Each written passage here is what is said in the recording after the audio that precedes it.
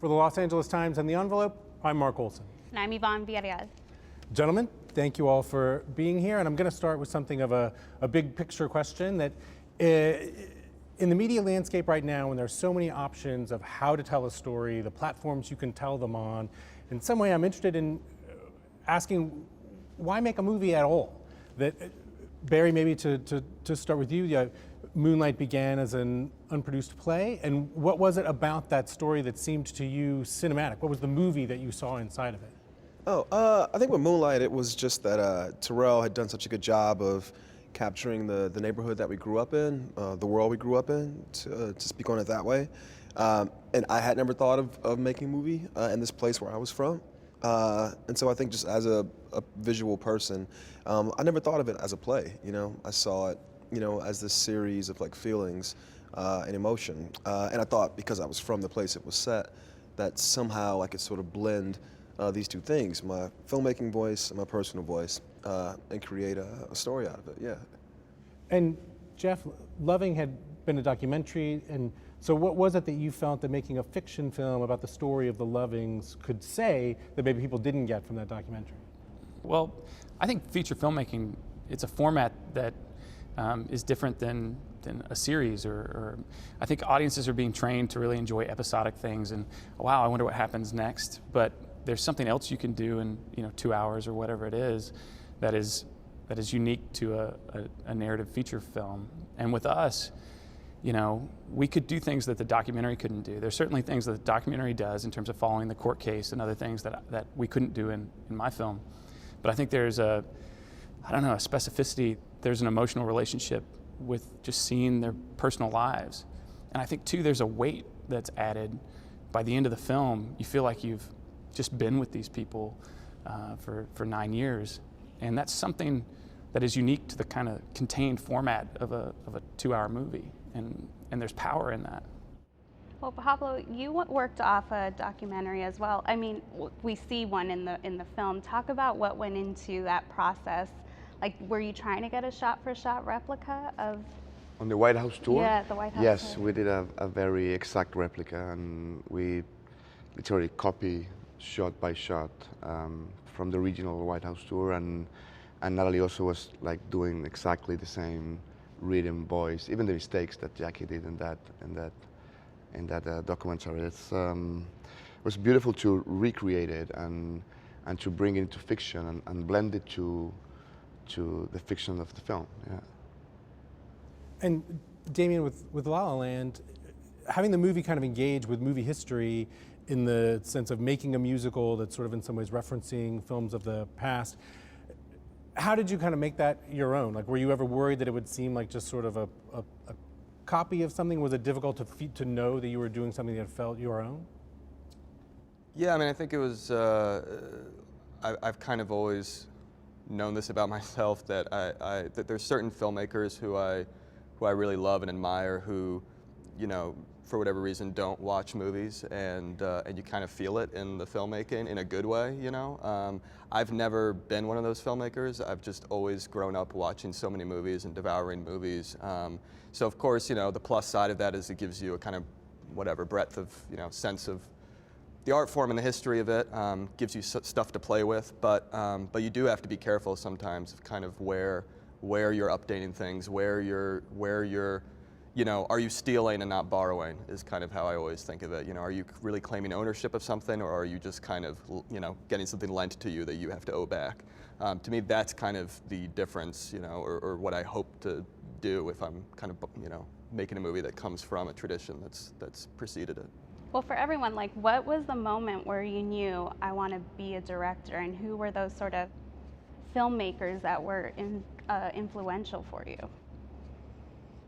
I wanted to be a director first to protect my writing. I'm a playwright, and you don't need to protect your writing when you're in the theater because everyone's there to protect the writing. But I wanted to, when I had an idea for a film that I really cared about as my own, I wanted to direct it. And then I immediately became interested in directing in and of itself because it's such a deep art. And you suddenly have all these tools at your disposal with which to tell the story, and you can really, there's just so much you can use to try to do what you're trying to do. The theater's kind of like you draw the audience into the room as best you can, and in a film you can draw them into the room, you can take them outside into the desert, you can take them out into the ocean, you can do all these amazing things, you can use the music and the sound. I mean, there's just so many tools that it's just very exciting to work with, and I got pretty captivated right away. Jeff, what would you say it was for you? Well, I grew up in Arkansas where there was no film industry, or we liked movies, and I decided to go to film school, but it was really because I didn't have anything else to do. And it wasn't until I went to film school that I realized, oh, this is what it is. This is what the process is. And fortunately, I liked it. I liked those things, that Kenneth's talking about, which I liked choosing lenses, and I liked working with these people and writing a moment and seeing it carried through to a visual fruition right in front of you. But it wasn't until college that I actually understood what those mechanics were. And fortunately, I liked them because I'd already paid for like 2 years. So Didn't go to waste. No, not yet. Not yet. And Barry, what drew you to filmmaking? I don't know that I was drawn to it. I was at Florida State for a couple years. I was doing English education and creative writing. Florida State has a massive football program with a massive football stadium. But in order to make amends, they built a film school in the stadium. So I was just going to the stadium and saw the sign that said film school. And I thought I'd apply and try to get into screenwriting. But at that school, you do everything. It's like a very holistic sort of conservatory. You have to write and shoot and direct and gaff and grip and all this stuff. And we shot everything on film, and my movies were terrible. And this guy, Wes Ball, was there in my class, and he's like visually just a genius, and his movies were awesome. And it was one of the best experiences of my life, because I had to ask myself, am I not good at this because, I'm poor and I'm black and my mom was a crackhead? Or am I bad at this because I don't know you need light to expose film?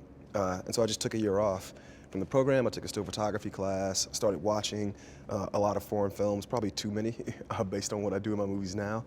And I came back and I made my first short, and it worked. I had proved to myself that no, it's not because you're black and you're poor and this and that. You just don't have the knowledge. And if you seek it, you can apply it. So it was one of those, I remember watching that film for the first time and being like, oh man, all right, this is cool. I can work, to make myself better at things. And ever since then, I've been hooked. And Pablo, do you feel like your filmmaking is sort of informed by other filmmaking? In the same way that these guys are talking about things that they saw, or that they... It's hard to avoid it, I guess. It's, I grew up watching movies that just transform my vision, on not just on cinema, on life. And you discover that there's it's an endless tool. And just think about the movies that are here, they're very, very different. And they're made with pretty much the same elements. And that's what's so fascinating. I think there's something on film that I discovered very young, that it would be always a device of mystery. And you can deal with that, you can play with that. And I also, I love lenses. I started with photography, and then I love colors and texture and music, and I love opera as well. And it's there's nothing like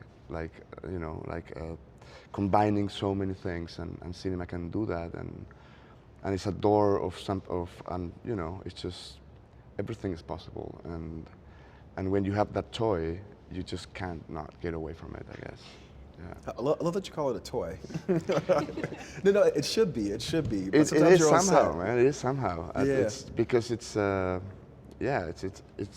we are kids. The only difference is the toy we have. Mm-hmm. Yeah. Mm-hmm. I think sometimes there's also that kind of almost in terms of the various art forms, this sort of classical ranking of art forms, the film is this kind of, movies have always had a little bit of an insecurity complex, because, I think that's where the idea of pure cinema comes from, where, because music has a certain purity to it, and painting has a certain purity to it. And so film has always seemed like this kind of cobbled together thing. So we sometimes try to think of okay, what is that thing that makes film only film? But I think what's actually beautiful about movies is that they are shamelessly a collection of all the other art forms, that they, you know, they are a younger art form, therefore we're drawing on art forms that have existed far longer than cinema, and that's actually a great thing. We can have that come to bear on the movies we make, and whether it's music or whether it's musical forms like opera or whether it's painting.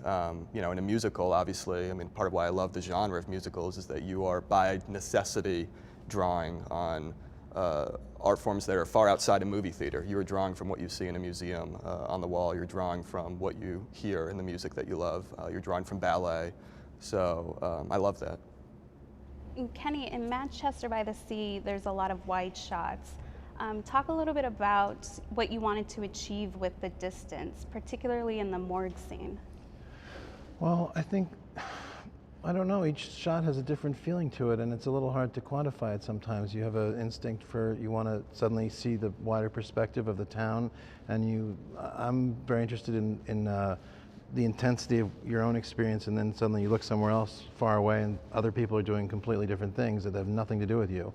Or the context in which you're living your life is very much determined by where you are and what your surroundings are. And, you know, movies are so sensitive to the environment that you can do a whole film just staying very close to the actors and following them around, and that's a really amazing way to do it. But like somebody like Stanley Kubrick or Martin Scorsese, who are so interested in the environment and capturing the whole, everything that's going on around it. Scorsese maybe a bit more than Kubrick, but also the human beings who are moving through the environment. So that just immediately points you into trying different kinds of shots for different kinds of scenes.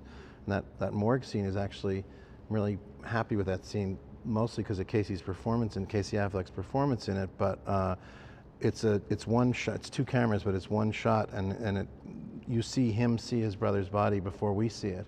And you get to see Casey just shift with this incredible discomfort and trying to hold himself together as we hear the gurney being pulled out and his brother's on the horrible metal slab.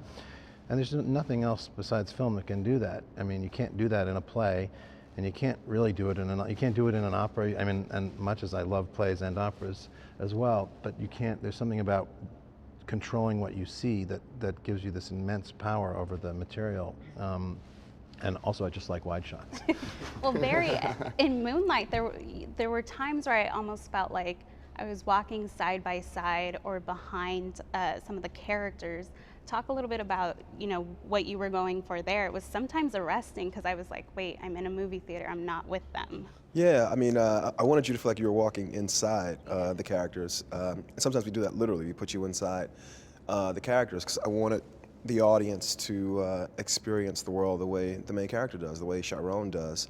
I told our cinematographer that the movie wanted to be influenced by the consciousness of the character and not so much the linearity of the plot. So there's sometimes when Sharon is feeling disoriented where, you know, as Ken said, I wanted the audience in the theater to be disoriented as well.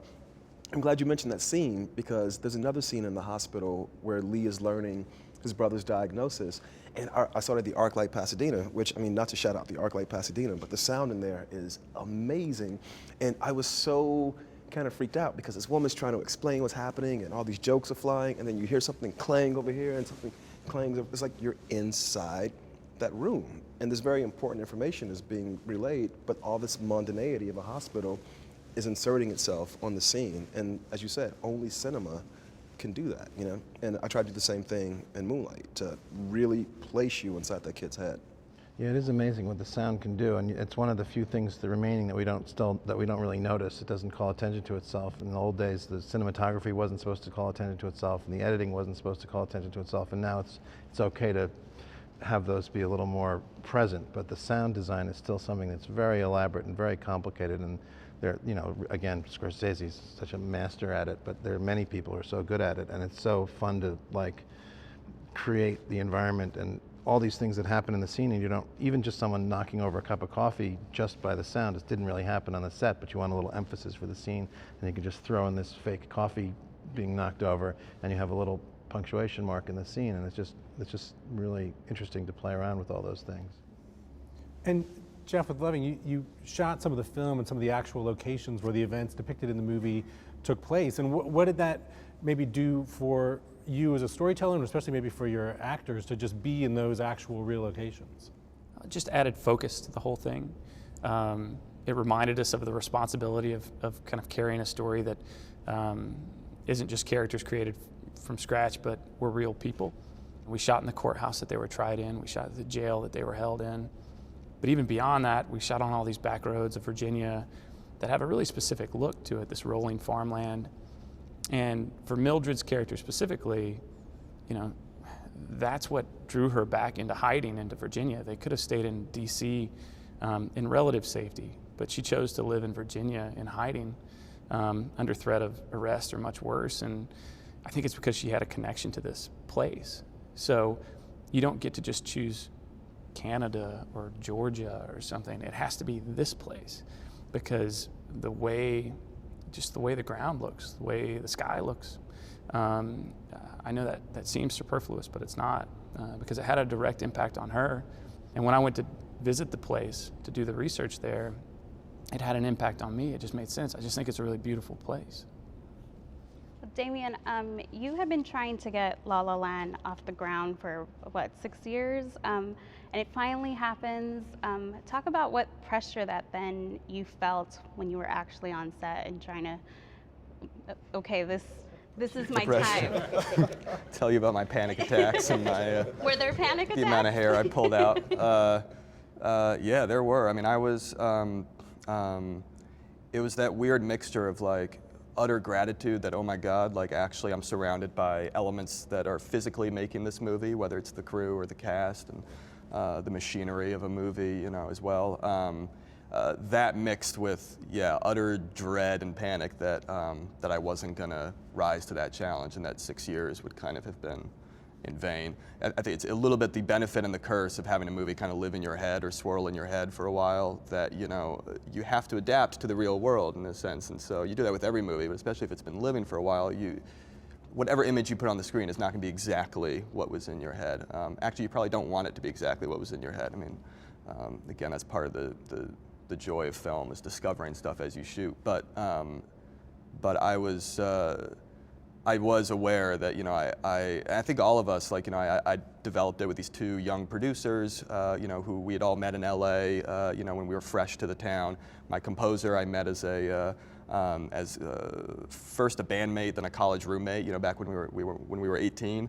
So I think all of us kind of felt like, okay, you know, we have this golden, you know, chance to like do something that we might never have again, and so we kind of made the movie in the spirit of knowing we might never make another movie. And I actually think that's the way to whether it worked or not, for us, that's the way to make a movie, is to kind of put so much into it, thinking that you have no idea if you'll ever get the chance to do anything again, because you kind of don't know for sure. Well, and casting was so crucial. Talk about going with your gut and knowing when changes need to be made to find the right people to carry out your vision. Yeah, I mean, there it's like kind of, you have to be open to what life is, you know, what's happening around you because of life, because of circumstances that are out of your control, whether it's the movie not going when you think it's going to go, or money falling out, or schedules changing. And yeah, you want to try to like hold on to some conviction or some belief about what you know the movie needs to be, what you need to wait for, what you need to hold on to. So I just got really lucky in that regard. I mean, you know, when it comes to casting, it's kind of everything, and you like to kind of think that the movie was always going to be, you know, if it turned out the way you want it to be, you want to think that that's always how it was in your head. But I was just really lucky the way certain, you know, like for Ryan and Emma, for example, that they actually were willing to take this chance and do this movie with me. But now, Pablo, you've spoken about how you only wanted to make Jackie if you could do it with Natalie Portman in the role. What was it about her that, you know, before you had made the film, that made you think like, oh, she's the person that has to do this? I got the script. I was invited by Darren Aronofsky to make this movie, and I read it, and I didn't know much about her, I have to say, but I went to Google, and I saw a ton of pictures of Jackie and videos, and I don't know, it feels that there's a lot of information around about her, but very few people know who she really was. And that's because probably she would take a lot of care about her own privacy, but also because she was a very mysterious woman, and I think Natalie has that. I think she could be very, very mysterious, especially on her eyes. that's one of the reasons why I guess there's so many close-ups on the film. We're very, very tight on her most of the time, and it's interesting because it's the kind of things that, I don't know, we could talk about hours about our movies in here, but it's undescribable. Cinema is undescribable. And there are many, many things that, I don't know, I guess it just happens on the room where you're making it and then where you're projecting that. And if you're able to capture that, it's a combination of time and emotion. I think you are able to deliver something that it would be interesting for the audience. And specifically with Natalie, I think she was always sort of delivering something that it's, you know, impossible to write somehow, impossible to describe very well. And that's something that is cinema, and that's why I guess she's one of the greatest actresses, yeah. Well, Jeff, I mean, talk about, you know, the challenge of sort of adding dimension and soul to characters that, you know, are people of few words and, you know, have small actions. Talk about how you approach that. Well, it's kind of been in my wheelhouse for a while. Even when I write a character from scratch, they don't talk a lot. So that's just something I think that reflects the type of people I grew up around. These are people, you know, usually rural working class people from the South that they just don't enunciate the way they feel as much as some other people, but that doesn't mean they don't feel things. And, you know, I think a lot of times when you sit down to write a screenplay, you think that the story begins when the dialogue starts, and that's not really the case. The story begins when someone's on screen, or, you know, and I just think a lot about behavior when I'm writing and when we're making the film. So just because someone's not speaking doesn't mean they aren't saying anything. And as soon as, you know, Ruth or Joel show up on screen, there's story being you know, laid out for people there.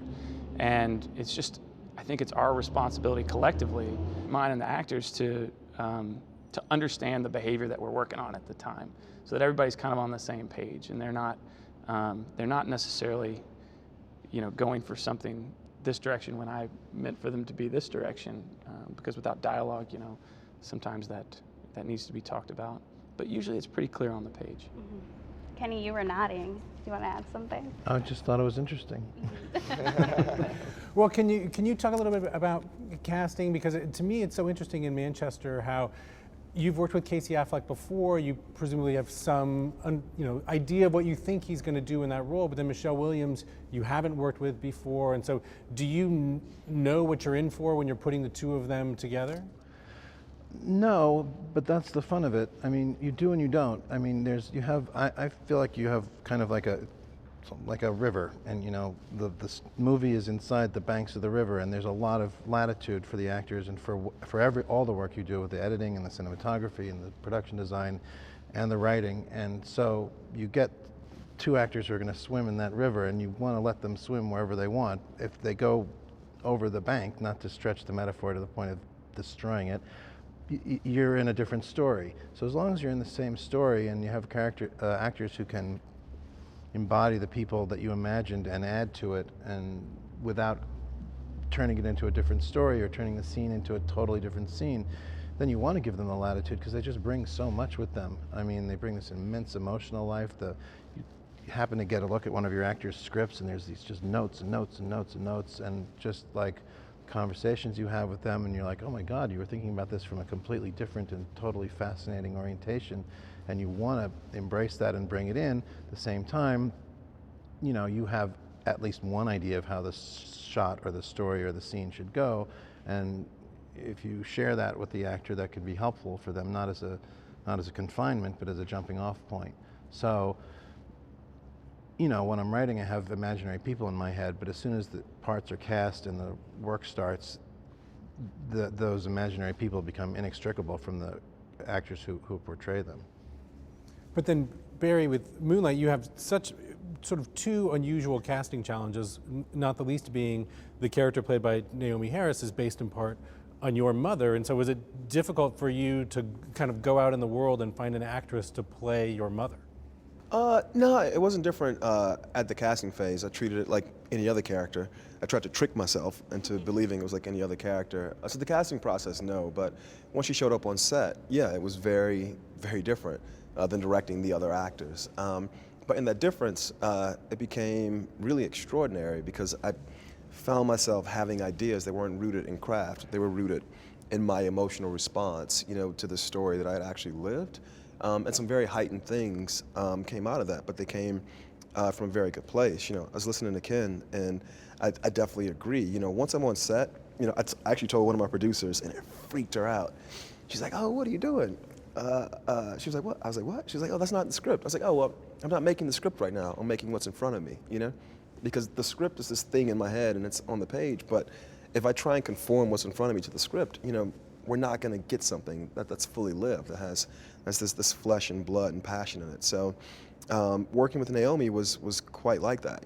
I stopped worrying about what the script was saying and really relying on my emotional response to what she was doing. And we got some really interesting things out of that process. Jeff, was there a single scene in Loving that most intimidated you? I don't know about intimidated me.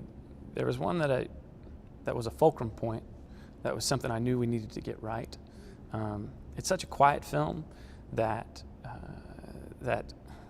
it's not. It could easily be missed. Kind of a big moment. There is no traditional climax in the film, and there's a moment where Richard Loving comes home from the bar and sits on the edge of his bed and feels that he has to explain to his wife that he can take care of her.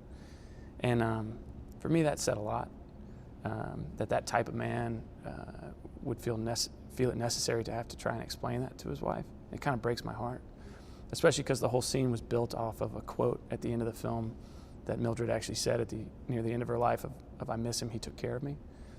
And so that was one I just knew it had to be emotional, but it also had to just had to feel like it fit in the rest of the film. That one we thought a lot about. And Barry, late in Moonlight, there's a scene in a diner where it's the two characters that kind of have a long history with each other coming together for the first time in a while. And can you talk a little bit about that scene? And is it the kind of thing where in your mind it builds and builds as you're getting to shooting a moment like that? No, I mean, honestly, no, because I knew that space, and so that's one of the few places where I just saw it. I just saw it. It was like, that was like, okay, we're building blocks now. And within that, the actors have some space to do what they want to do, but that one, no, I just came fully formed. I just knew what that was going to be. I could see it like the back of my head. There's this scene in the second story where the kids make out on the beach, like the most overtly sexual moment in the film, and that was the one that I wanted, to get right, that where I put like pressure on myself to get it right, because it's a weird thing, sex in movies to me is like this odd thing, very rarely are we a witness to sex that we're not participating in ourselves. So when you're in a theater watching someone go through a sexual experience, it's kind of false, like in and of itself. I don't know about you guys, but I very rarely witness sex that I'm not a participant of myself. And so I wanted to do it in a way that would cut through that falsehood and be tender at the same time, and retain the humanity of the moment, but also carry like the passion and the energy and the shock, the good shock, like this opening in the characters. And that was the one that I just, in my head the whole time, it's like, how we doing it? And it was beautiful. It was like Pablo was saying, we got there, there's all this sand. It's like, oh, of course it is. We're shooting this on the beach. And I was like, oh, hands in sand. Those are the elements that will build the scene with, because those are things you can feel, you can touch. So yeah. Yeah, that to me is like again, that idea of attacking things from an angle that, indirectly, like that you can build a sex scene out of sand that, to me, like Lubitsch has the sexiest close-ups of like hands holding napkins on a table, it's like literally like a silent Lubitsch film, like The Marriage Circle or something. You see a close-up of a hand on a napkin and a glass and it says a sexual thing. that only makes sense in that context, that's poetry. You know, that's something that only cinema can do. It reminds me of Guy. So Damien, I always like messing about this. And Guy and Madeline, there's a scene where this woman picks up a guy on the tram, and he does the whole thing through their hands. And like this newspaper, what is it? She's holding a newspaper or something. They're facing each other on the train. Which movie did you say? A Guy and Madeline on a park bench. His first film. This woman This picks was this like guy up. the early film. And Yeah. they're like they're forced to stand in front of one another, and he does it just like on their hands in her Yeah. pocket or something. It's But have you amazing. seen? Now I'm like giving away the secret. Have you seen Sam Fuller's Pickup on South Yeah, Street? yeah. Yeah. So that's also like, to me, a great sex scene. It's like the opening where he picks her pocket, and it's like, I've never seen anything sexier. I've seen it in Guy and Madeline on the park bench. Oh well, bro. I tried to one up the. My sex scene in La La Land is they do a waltz and float up into space, you know. And to me, it's like, in other words, it's not so much about, you know, it's not like cinema doesn't have to be literal. That's part of the beauty of it, and you can actually attack things from a completely unexpected angle. And you know, whether or not anyone else reads that as a sex scene doesn't really matter. It's just that you're producing a feeling that sometimes is much more effective than trying to just sensuality. Yeah. I guess, Yeah. yeah. And It's just all that about- great feeling. It's so beautiful when they're floating up to those stars, and you're just like, that's how great you feel when it's really going well. when sex is going well. But what are the challenges in capturing those feelings? I had when Jackie goes and tells his daughter and son that, like, you know, that dad is not coming back home, and I have 2 children, and again, it's the same as they were saying. It was very beautifully written, but then it was just the stare of the children, and it would just stay there, and those close-ups, as long as we could, and it's impossible, it's undescribable, and they had almost the same age of my children, so it was very hard to do, but it was just on the way they look at each other, I guess, and they all just lived it, and we create something out of words, but mostly out of a situation that is impossible to describe with words, and you just have to see it and feel it, and it's I don't know. I thought it was very, very hard, but we went through it. Yeah. Kenny? Yeah, those scenes can be really difficult, but I think, and you do feel like, do I have a right to do this? Do I have a right to make a showbiz fun story for myself to get compliments out of this terrible, really painful thing? But it isn't actually like that. I think you give yourself permission because it's real, and because it means something, and because it has real resonance out in the world, and you kind of close your eyes and say, I do have permission to do this, and I'm just going to try to do it as truthfully as I can, whether that's prosaically, you know, literally truthful, or in a more documentary style, or in a imaginative, mysterious, mystical, heightened style. As long as it's invested with some real feeling, I think you can do anything you want. You can make the movie any way you want. You can use any kind of cinematic language that you want, but it has to have some sincerity of feeling behind it, and that includes, I guess, some respect for what you're talking about or what you're investigating. You know, there's a scene in Manchester where Casey has a dream that his 2 daughters are sitting on the sofa, and I actually stole this from an anecdote in Freud's interpretation of dreams. It's a dream that one of his patients had, but then the girl says to him, Daddy, can't you see we're burning? And he wakes up and the smoke alarm's gone off. And I found this immensely upsetting to shoot. And I just figured you just have to close your eyes and say, it's all right. I'm trying to tell the truth as best I can, and it's all right to go there, as long as you're not, you know, as long as your intention is not to shove a reality in people's faces that they already know about. You're just trying to share something with people and not batter them over the head with it. I think it's okay. I don't love shock cinema or shock theater that assumes the audience knows less than the writer. I think it's very disrespectful and often ends up being kind of foolish. I love learning about things I don't know, but I don't like being told I'm an idiot for not knowing them in the first place. I think that's going to give us a perfect place to wrap it up. Gentlemen, thank you all for being here today. For the Los Angeles Times and The Envelope, I'm Mark Olson. I'm Yvonne Villarreal.